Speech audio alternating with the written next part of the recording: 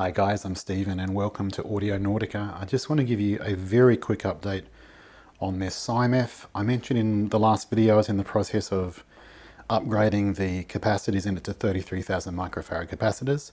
So I showed you the difference in ripple between the 10,000s and the 33,000. So I've now completed that upgrade. As I was doing that, Harrison suggested that I should really upgrade the power feed to the between the capacitors and the boards. So I've actually done that. I got hold of some of this 10 gauge silicon coated wire. So this is really nice stuff to work with, but 10 gauge. So I've put that on, then there's the negative rail, there's the ground rail, and there's the positive rail. So I've upgraded that on both channels. I decided it would be easier to do it now while I had it apart to upgrade the caps than to do it later on.